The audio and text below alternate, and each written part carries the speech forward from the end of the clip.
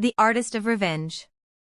In a city forgotten by time, where streets dissolved into mist and buildings whispered secrets only shadows could hear, lived a woman named Ira. Not by choice, no one ever chose invisibility, but by curse, or perhaps by fate. She was erased, truly erased. Her name had never been spoken aloud, her face never drawn in ink or memory. She was the blank page in the world's book, the silence between notes of a fading song.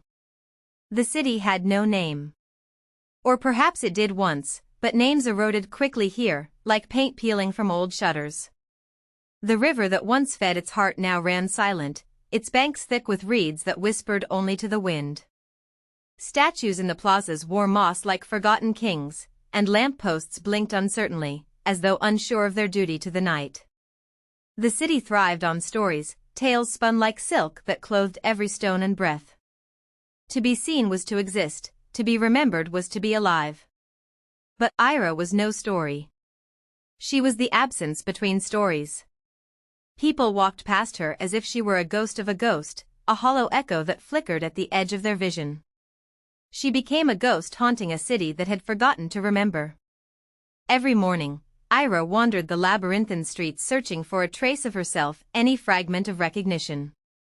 At the market, vendors spoke in murmurs that dissolved when she approached. In the cafes, laughter swallowed her silent attempts at conversation. Children ran through the alleys chasing sunbeams but never noticed the pale figure who moved with them yet was not part of their games. Once, she had tried to buy a rose. The vendor's hands, gnarled with time, hovered over the petals, arranging them for unseen eyes. Ira reached out, brushed the soft bloom with reverence. "How much for one?" she asked, voice barely above a breath. The vendor didn't look up. "Strange wind today," he muttered, tying a ribbon around a bouquet. Ira stood there for what felt like an eternity before stepping away. The rose remained. So did the silence. There were nights Ira lay curled beneath alley awnings, tracing raindrops with her finger on the cold stone. She would pretend each drop was a memory someone might have of her, a laugh shared, a childhood secret, a name spoken with affection. But the stones stayed silent. So did the rain. One evening, as twilight bled into night, Ira found herself drawn to the old clock tower, the one place where the mist was thinnest and the echoes deepest.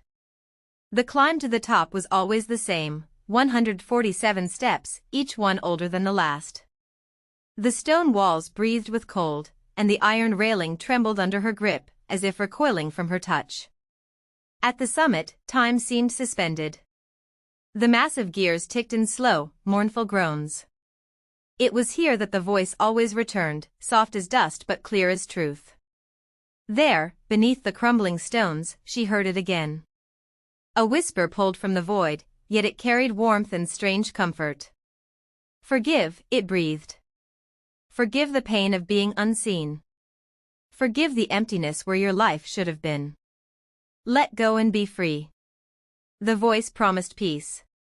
It promised rest from the endless ache of invisibility. It offered forgiveness, the chance to stop struggling and dissolve softly into the quiet. But Ira did not want peace. Not this peace. Not the peace of forgetting. Her chest tightened. The silence around her was not sanctuary, it was a cage, a void threatening to swallow her whole. She felt the weight of non-existence pressing down, demanding she vanish. She could forgive. She could release the pain and drift away into oblivion. That was the easier path. But she did not. Instead, she chose revenge. Not the revenge of hatred or rage. No, her revenge was something altogether stranger, more defiant. It was a rebellion against erasure. A scream into the void. Ira reached inside herself, deeper than she had ever dared, and pulled out a spark, bright and burning. It was fragile and fierce, a single pulse of light in the unyielding darkness. With trembling hands, she began to weave. She spun the spark into threads of color and sound, weaving a tapestry of light that stretched across the empty city. Her creation did not harm, nor destroy. It illuminated. Walls that once whispered of decay now glowed with her story, vivid murals that bloomed in the mist. Streets hummed with melodies she composed from silence, songs that wrapped around the bones of the city like a living thing. People stopped. They could not walk past anymore.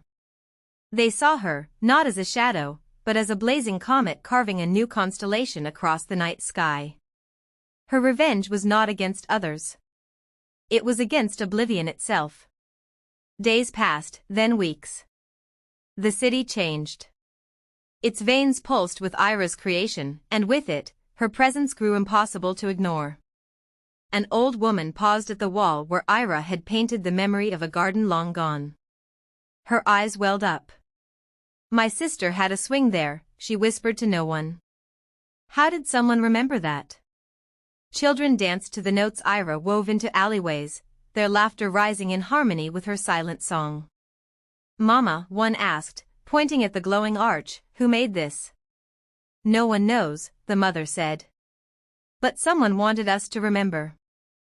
But the transformation was not without cost.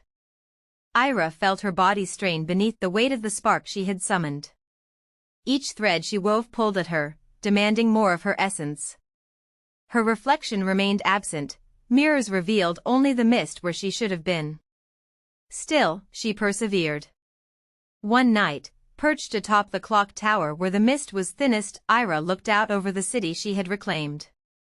She no longer felt like the blank page. She was a living story now, fierce and bright. And yet, the voice of forgiveness lingered in her mind. "Let go and be free," it urged softly.